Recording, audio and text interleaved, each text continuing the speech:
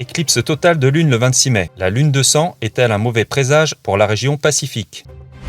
Un gratte-ciel tremble et sème la panique à Shenzhen. Pourquoi Wang Qishan manifeste-t-il une soumission envers Xi Jinping? Qui se cache derrière les attaques mystérieuses contre les fonctionnaires de la Maison-Blanche? Chine, pénurie de main-d'œuvre et difficultés de recrutement.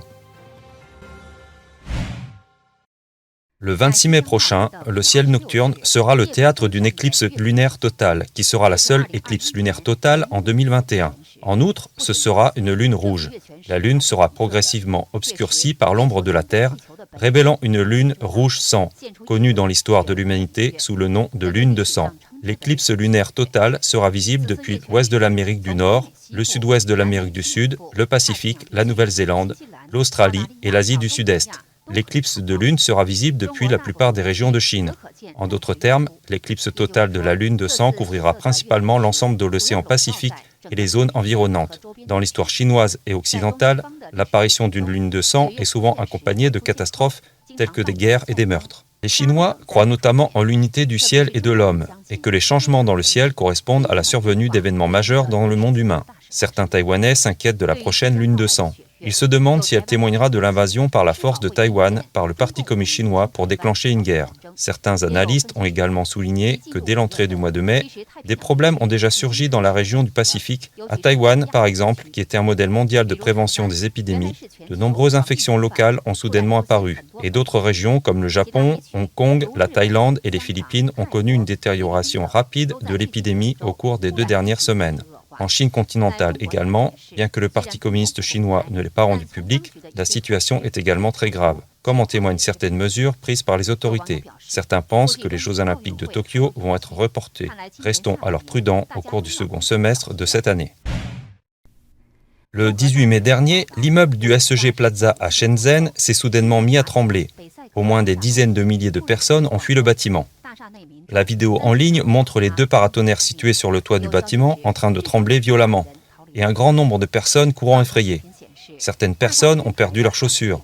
D'autres ont déclaré avoir couru du 50e étage jusqu'au rez-de-chaussée seulement en 16 minutes. 2 personnes travaillant dans l'immeuble ont révélé aux journalistes que le SEG Plaza a été fermé en raison des secousses et qu'on ne sait pas quand il sera ouvert de nouveau. Les responsables du bureau de gestion des urgences de Shenzhen ont ensuite indiqué que les autorités avaient reçu des rapports faisant état de secousses vers 13h50. Mais selon les données de surveillance sismique de la ville, aucun tremblement de terre ne s'est produit à Shenzhen le 18 mai. Certains pensent que les secousses ont été causées par des vents violents. Toutefois, le bureau météorologique de Shenzhen a répondu qu'au moment de l'incident, la force maximale instantanée du vent mesurée près du SEG Plaza était de force 5. Ce n'est pas un gros coup de vent. Un internaute s'est demandé si le bâtiment présentait des problèmes structurels. Il semble nécessaire de procéder à une inspection complète du bâtiment pour résoudre les problèmes. Les fondations du bâtiment sont en bon état et il y a peu de tremblements de terre à Shenzhen. Ça devrait être un défaut dans la qualité de la construction dû à la poursuite de la rapidité des travaux. Le 19 mai, dans l'après-midi, l'immeuble a de nouveau tremblé. L'immeuble est situé dans le district de Futian, à Shenzhen, et a été construit grâce à un investissement direct de Shenzhen Saige Group Co. Ce bâtiment, de 71 étages, d'une hauteur totale de 355 mètres et d'une superficie de 164 300 mètres carrés, est le 5e plus haut bâtiment de Shenzhen et le plus haut bâtiment en acier et en béton du monde. Wang Qishan a grandi avec Xi Jinping depuis son enfance, mais son comportement récent qui manifeste une soumission excessive envers Xi Jinping a suscité des interrogations. Wang Qishan a récemment exprimé sa loyauté envers Xi Jinping dans presque toutes les grandes réunions du Parti communiste chinois. Plus étrange encore, il a nié être le présentateur du Forum économique de Boao pour l'Asie et s'est plutôt présenté comme le présentateur de Xi Jinping. Pourquoi Wang Qishan est-il soumis à Xi Jinping?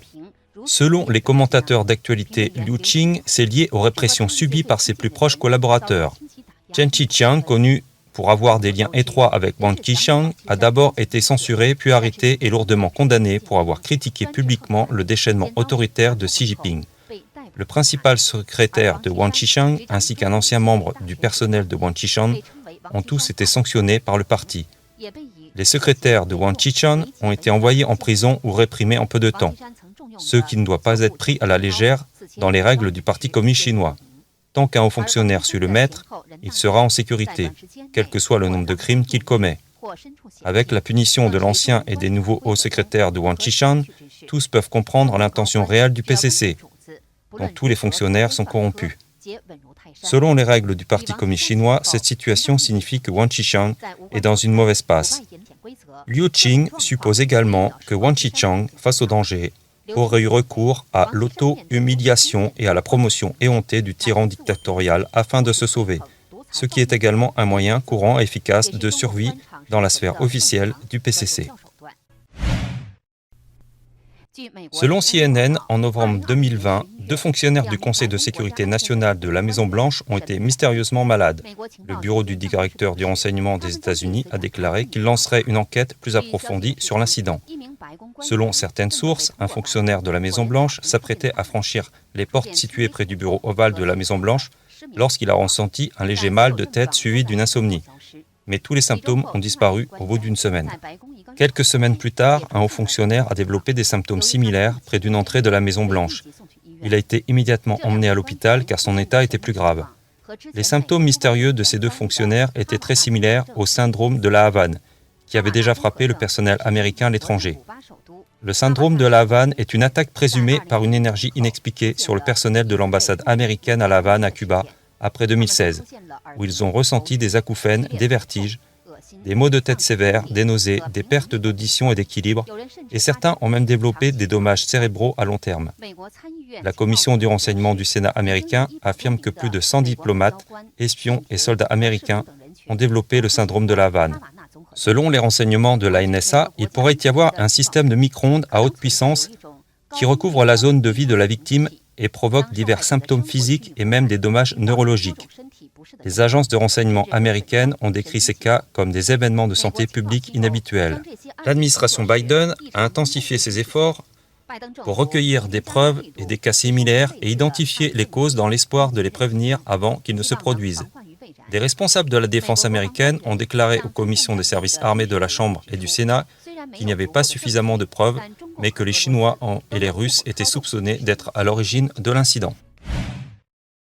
La chaîne de télévision CCTV du Parti communiste chinois a rapporté que des milliers de patrons d'usines de confection faisaient la queue sur près d'1 kilomètre à Guangzhou, tenant des échantillons de vêtements et des panneaux de recrutement pour recruter des travailleurs.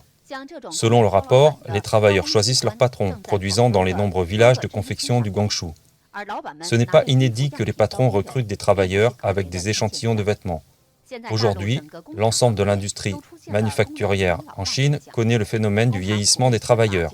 Et il y a un manque général de jeunes nés dans les années 1990 ou après 2000 dans les usines, ce qui a aggravé la pénurie de main-d'œuvre. Certains patrons d'usines ont déclaré, impuissants, que de nombreux jeunes ne sont pas disposés à accepter des emplois aussi ordinaires. De nombreuses usines de confection ont l'intention d'augmenter sensiblement leur salaire, mais elles ne parviennent toujours pas à recruter des travailleurs. Au Taobao village de Chengdu, dans la province du Sichuan, a eu le même problème. Même avec un salaire mensuel de 5 000 à 8 000 yuan, les usines sont toujours incapables de trouver de la main-d'œuvre. Selon un rapport publié en avril dernier par un média chinois, Economic Reference News, avec l'accélération de la reprise du travail et de la production, des pénuries de main-d'œuvre se sont produites dans le Guangdong, le Shandong, le Zhejiang. Cependant, certaines usines de confection ont révélé que beaucoup d'entre elles sont des ateliers clandestins, où des travailleurs doivent travailler au moins 18 heures par jour et où une grande partie de leur salaire mensuel est réduite par les usines pour diverses raisons. Pour les jeunes, les ventes à emporter et la livraison sont des métiers plus attrayants. Selon le 2020 Hungry Blue Rider Research Report d'Alibaba, en 2020, les livreurs travaillant avec la plateforme Hungry ont dépassé les 3 millions. La proportion de la génération des années 90 représentant près de 50%.